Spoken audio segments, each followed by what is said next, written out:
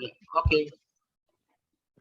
Assalamualaikum warahmatullahi wabarakatuh. Halo semua, apa kabar? Semoga baik-baik saja ya. Aku Salma dari kelas 8A. Hari ini aku mau sedikit bercerita nih tentang pengalaman PTM di SMP Lab School minggu ini. Seru banget deh. Nah, foto di atas itu tanggal 4 Januari 2022, tepatnya hari Selasa, saat baru sampai di sekolah itu ramai banget. Jadi aku di drop mama di depan sekolah. Habis itu aku scan peduli lindungi. Terus aku ketemu teman-teman yang baru datang dan karena kita jarang sekolah tatap muka jadi nggak tahu kelasnya di mana. Karena kita kebingungan ya udah kita nanya ke guru dan akhirnya kita sampai di kelas. Ternyata pindah kelas karena salah satu AC di kelasnya mati. Jadi ya panas. Pelajaran pertama di kelas 8 adalah seni budaya. Saat jam pelajaran ini kita diminta untuk menggambar cerita fabel. Awalnya aku bingung mau gambar apa, tiba-tiba kepikiran cerita yang diceritain kakekku dulu, yaitu kelinci dan kura-kura. Di proses gambar aku kebingungan mau gambarnya gimana, jadi aku buat dulu deh di digital, baru aku bikin di kertas ya. Dalam pelajaran kedua, kita adalah MTK. Kita belajar tentang lingkaran, lumayan seru karena aku ngerti. Habis selesai dijelasin, kita dikasih tugas deh. Habis pelajaran matematika, aku istirahat. Dan habis istirahat, kita belajar bahasa Inggris. Kita belajar classifiers gitu. Kita mengerjain soal latihan di buku workbook. Nah, kalau foto di atas itu hari kedua lumayan interaktif. Dan di hari itu sebenarnya kelasku kebagian jadwal kutum. Tapi aku nggak ikut karena lupa bawa mukena. Tapi di hari Senin aku sholat karena bawa mukena. Pokoknya seru banget karena akhirnya bisa fokus belajar walau ya kadang kelasnya berisik tapi overall seru. Akhirnya juga bisa ngeliat teman-teman real life karena udah nggak ada yang off cam atau setengah jidat lagi ya. Semoga COVID-19 cepat selesai ya, apalagi sekarang udah ada Omicron. Semangat semua, makasih udah mampir buat baca. Assalamualaikum warahmatullahi wabarakatuh. Waalaikumsalam. Yang slide presentasi udah jadi? Udah. Oke, silakan. Oke. Berpikir komputasional dan praktik lintas bidang. Pengertian. Kemampuan berpikir untuk menyelesaikan suatu permasalahan secara menyeluruh, logis, dan teratur. Berpikir komputasional bisa digunakan untuk memecahkan permasalahan di berbagai keahlian. Alur berpikir komputasional. 1. Dekomposisi merupakan proses di mana permasalahan dipecah menjadi lebih kecil sehingga mudah diselesaikan. 2. Pengenalan pola, yaitu melihat kesamaan yang dibagikan antara masalah-masalah kecil yang membuat masalah kompleks mudah diselesaikan secara efisien. 3. Abstraksi, memfokuskan masalah-masalah mana yang harus dipecahkan atau penting, dan mana yang harus dibiarkan untuk fokus pada masalah utama. 4. Penulisan algoritma, digunakan untuk menuliskan instruksi untuk menyelesaikan masalah dengan sebaik mungkin. Contohnya dekomposisi, dalam memasak nasi tentu kita pecahkan dulu masalah agar masalah besar menjadi masalah kecil seperti menyiapkan beras, air, tempat nasi, dan rice cooker. Kalau contoh pengenalan pola, dalam kasus memasak nasi kita harus mengenali pola yang ada seperti harus memasak air dulu, baru memasak beras, atau menyalakan rice cooker. Contoh abstraksi adalah beberapa beras yang harus kita butuhkan untuk makan nanti. Penulisan algoritma, contohnya dari sehari-hari dalam memasak. Pertama-tama masukkan beras yang dibutuhkan sebanyak mungkin, kemudian dimasukkan air, lalu kemudian menyalakan rice cooker.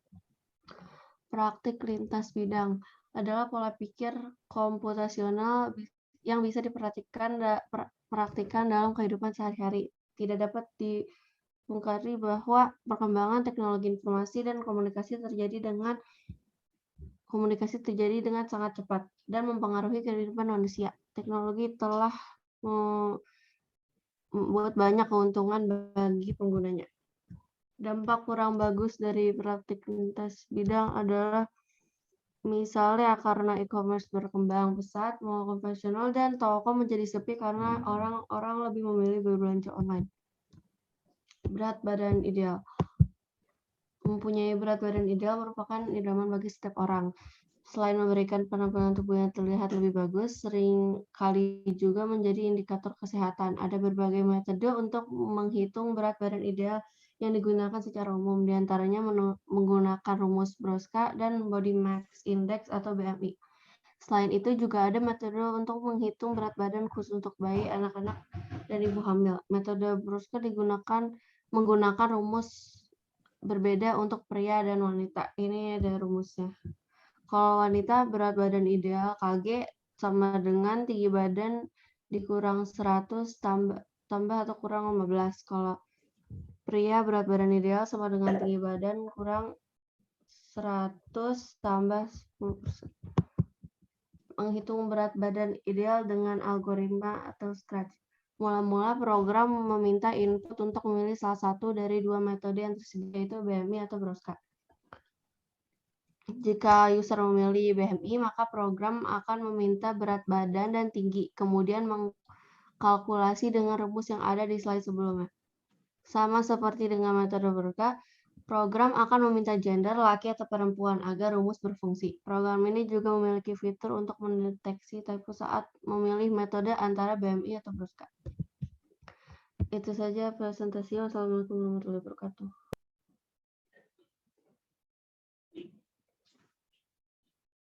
Berikutnya. Siapa lagi yang siap? Saya mau yang presentasi blok PTM. Oke, Zeta, silakan. Ya, oke. Ini ya. Pengalaman PTM di SMP Lab School Jakarta. Halo semuanya, berjumpa lagi dengan aku Zeta. Apa kabar kalian semua? Semoga dalam keadaan baik-baik saja. Aku mau sedikit bercerita nih, semenjak pandemi kita selalu sekolah online. Sulit rasanya sekolah online, banyak sekali hal yang bisa membuatku terganggu saat kelas online. Tapi faktor utamanya karena bisa buka sosial media, bukan buka HP, main game gitu-gitu deh. Tapi sekarang SMP Lab School Jakarta sudah mulai sekolah PTM. Nah, hari Selasa dan Kamis kemarin aku baru saja mengikuti PTM. Menurutku, PTM di Lab School menyenangkan. Teman-temanku baik, ramah, dan saling membantu juga di pelajaran. Tidak hanya teman-temanku, tetapi Bapak Ibu guru juga mengajar dengan metode yang menyenangkan. Ada yang seperti mendongeng, ada yang sambil bercanda. Wah, intinya cara guru mengajar saat offline dan online sangat berbeda dan lebih menyenangkan tentunya. Bapak Ibu guru juga saat mengajar bukan hanya mengajar tentang mata pelajarannya, tapi juga mengajar kita untuk berpikir kritis loh. Hebat bukan? Lalu Bapak Ibu guru juga mengajar dengan cara yang interaktif, jadi kami siswa-siswi tidak bosan mendengarkan penjelasannya. PTM-ku juga sangat seru kemarin, karena akhirnya bisa bertemu dengan teman-temanku melepas kangen, dan bercanda secara tatap muka. Aku harap tahun ini bisa full offline, dan bisa menjalani keseharianku di Lab School seperti sebelum virus corona menyerang. Nah, di bawah ini ada beberapa foto yang aku ambil bersama teman-temanku. Ini foto aku dan teman-temanku di Tribun Lab School. Kami berfoto memakai kamera. Lucu kan hasilnya? Nah, kalau di ini foto di kelas saat istirahat yang pose 2 jari itu aku Zeta, kalau yang pakai kerudung dan kacamata itu Faika. Di belakang Faika ada siapa, dan di sebelahnya lagi ada Salma. Mereka salah satu teman terdekatku di kelas. Seru dan lucu orangnya, dan mereka juga teman-teman yang baik. Kenapa baik? Karena suka jajanin aku. Bercanda, deng. Tenang, kita berdekatan hanya untuk ambil foto, lalu social distancing lagi kok. Oh iya, di Lab School saat PTM, prokes sangat dijaga dan sangat ketat. Jadi insya Allah di Lab School akan cukup aman untuk melaksanakan PTM. Ada scan peduli lindungi sebelum masuk kelas, dan sekolah diwajibkan juga untuk cuci tangan. Dan semua siswa-siswi dan Bapak Ibu guru memakai masker. Semuanya juga membawa bekal sendiri-sendiri. Sayang sekali kantinnya belum dibuka. Selain prokes yang baik, Lab School juga memiliki fasilitas yang sangat baik loh. Ada wastafel di lorong, di kelas disediakan masker, hand sanitizer, tisu. Lalu di kelas, pintu dan jendela juga tetap dibuka untuk ventilasi udara. Tetapi kelasnya tetap dingin karena ada AC. Dan kelas-kelasnya setelah dipakai selalu dibersihkan dan dirapikan. Jadi kalau masuk kelas pagi harinya, kelasnya wangi sabun harum. Di hari Selasa, kami ada sholat berjamaah. Itu pertama kalinya aku sholat langsung di Masjid Baitul Ilmi SMP Lab School Jakarta. Masjidnya bersih, memiliki fasilitas yang bagus. Setelah sholat juga ada kultum dari kelas 9. Dan setiap harinya ada kultum yang berbeda dari kelas-kelas yang berbeda. Sangat menarik juga kultum yang dibawakan oleh teman-teman saat selesai sholat. Tapi karena tidak terbiasa dengan PTM, kami semua kalau udah pulang sekolah dan sampai rumah langsung kerasa banget capeknya, langsung pada tidur. Kira-kira begitu rasanya PTM di Lab School. Seru kan? Seru dong. Sekian ceritaku hari ini, sampai jumpa di blog selanjutnya. Terima kasih. Sama-sama. Wah, keren, bagus, informatif banget. Nah, kayak gini nih, jadi bagus, ceritanya ngalir. Original. Ya, baik. Intinya slide-nya udah belum? Slide-nya belum buat. Belum. Oke. Siapa lagi yang mau dapat nilai 100? Berikutnya. Farel? Siap, Farel? Tiara? Siapa lagi yang siap? Monggo. Yang nilainya udah 2, Salma ya. Salma udah lengkap. Yang lain baru 1. Keisa. Keisa gimana? Slide-nya udah siap, Keisa?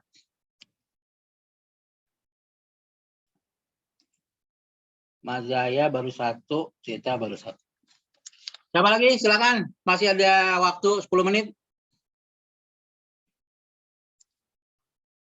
Ataya, gimana Ataya? Kamila?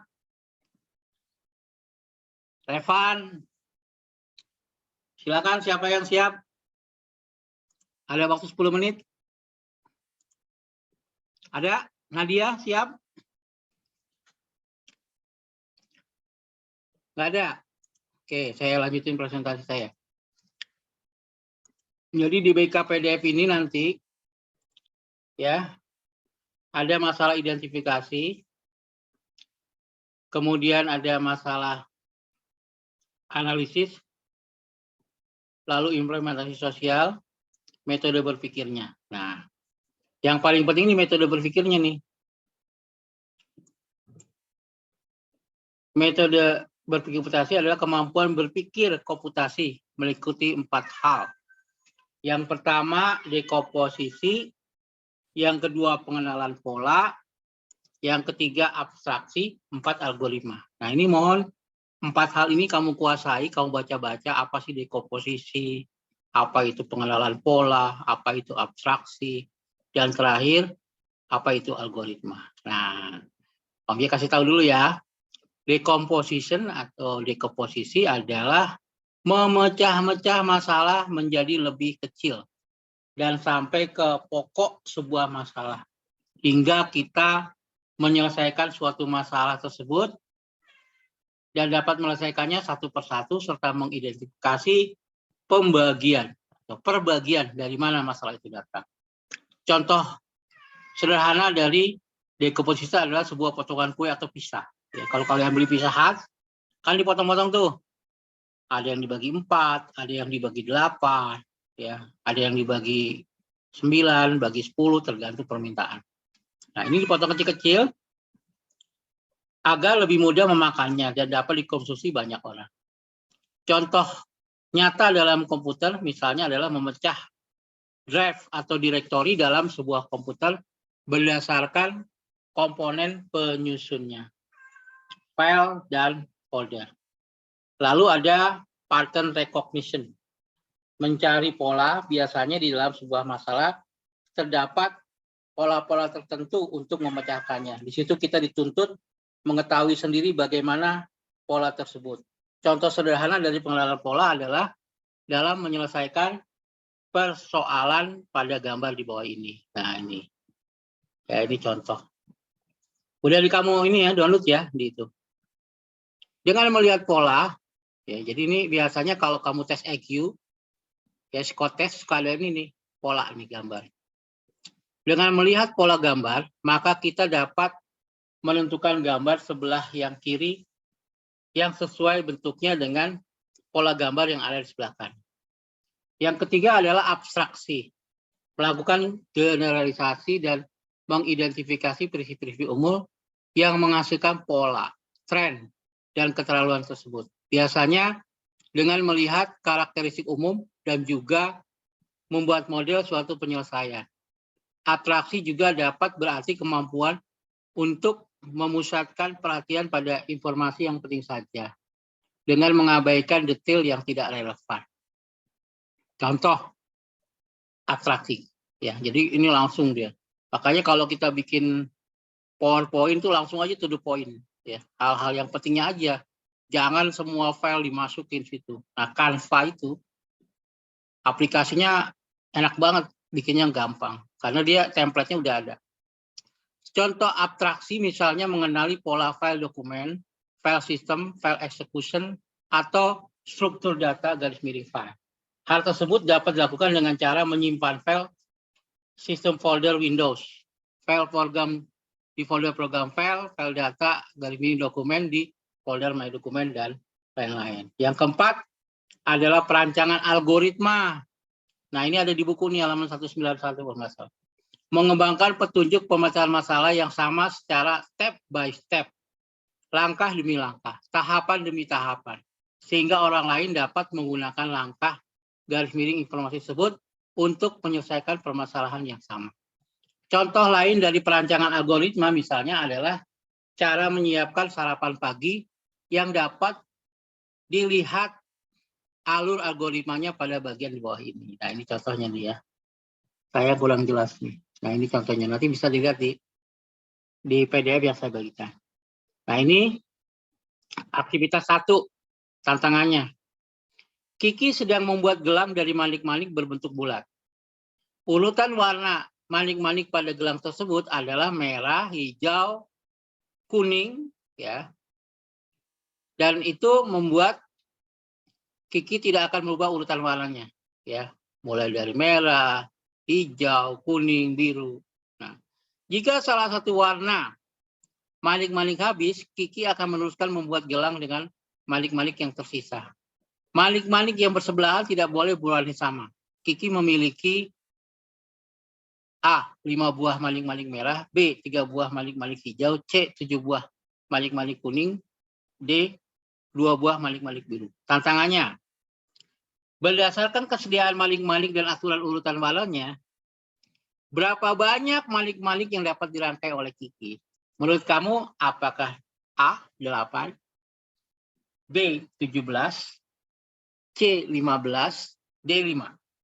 Ada yang bisa jawab? Menurut kalian apa jawabannya? Apakah A. 8, B. 17, C. 15, D. 5? Silakan yang bisa jawab.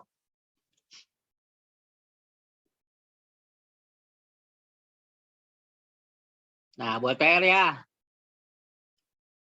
Ya, jawabannya berapa?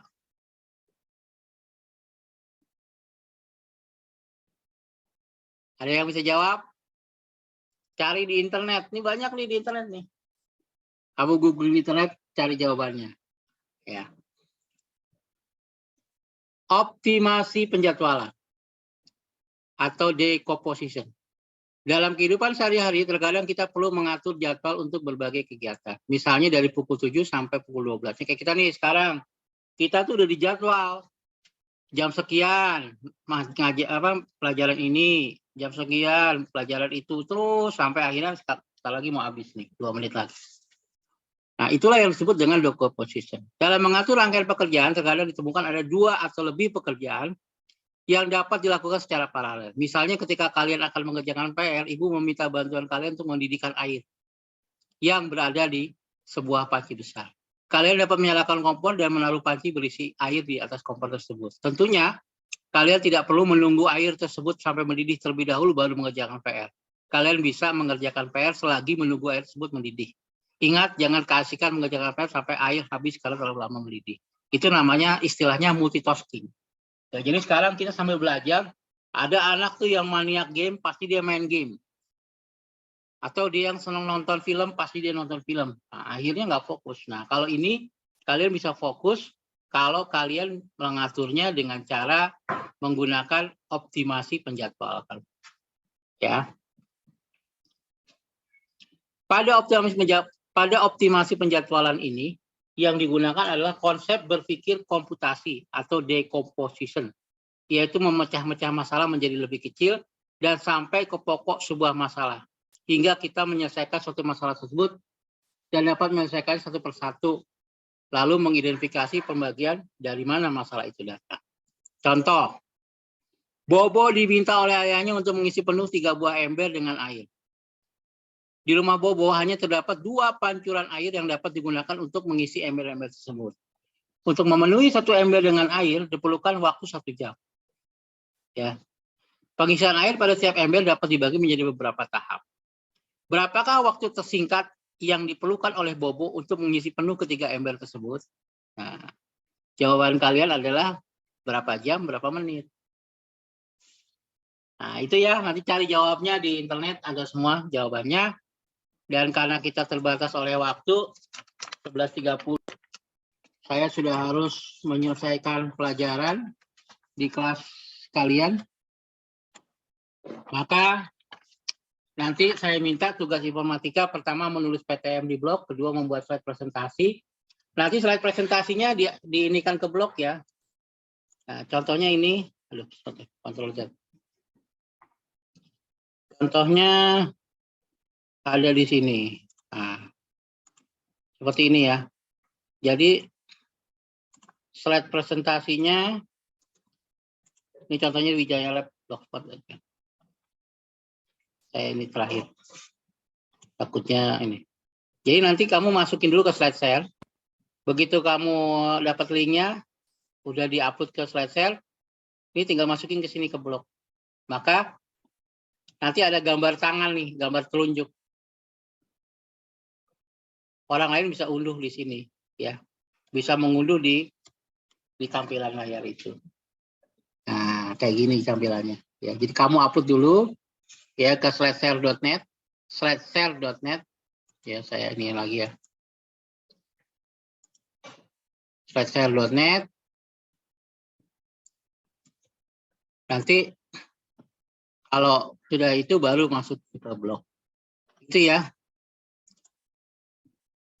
Jadi seperti ini. Ini nanti masuk ke blognya seperti tadi. Sampai sini ada yang ingin ditanyakan? Semoga dipahami. Kalau nggak paham, nanti kita japrian aja ya di WA Group. Terima kasih.